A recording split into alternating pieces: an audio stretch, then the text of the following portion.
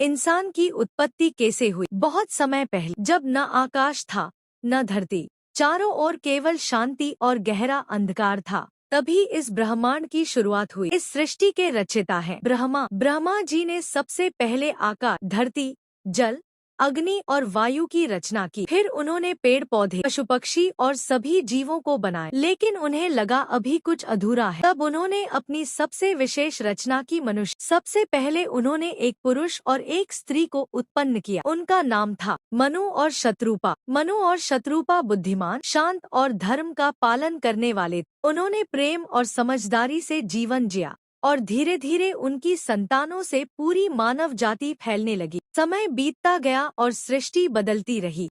हिंदू धर्म के अनुसार समय को 4 युगों में बांटा गया: सत्य युग, त्रेता युग, द्वापर युग और कलि। हर युग के साथ इंसानों की सोच और जीवन शैली बदलती गई। सत्य युग में लोग सच्चे और धर्मपरायण थे, लेकिन जैसे जैसे युग बदले, स्वार्थ और लालच भी बढ़ता गया। आज हम कलयुग में जी रहे हैं, जहाँ ज्ञान तो बहुत है, लेकिन शांति की तलाश अब भी जारी है। यह कहानी हमें सिखाती है, इंसान की शुरुआत भले ही भगवान की रचना से हुई हो, लेकिन एक अच्छा इंसान बनना हमारे अपने कर्मों पर निर्भर करता।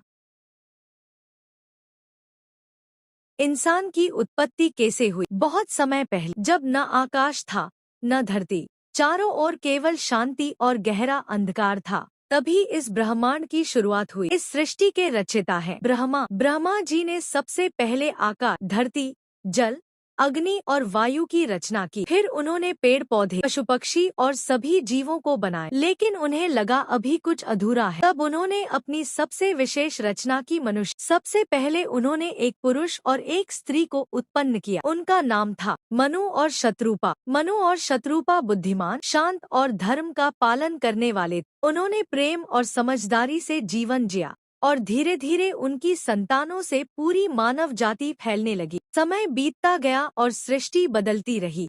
हिंदू धर्म के अनुसार समय को 4 युगों में बांटा गया: सत्य युग, त्रेता युग, द्वापर युग और कलि। हर युग के साथ इंसानों की सोच और जीवन शैली बदलती गई। सत्य युग में लोग सच्चे और धर्मपरायण थे, लेकिन जैसे जैसे युग बदले, स्वार्थ और लालच भी बढ़ता गया। आज हम कलयुग में जी रहे हैं, जहाँ ज्ञान तो बहुत है, लेकिन शांति की तलाश अब भी जारी है।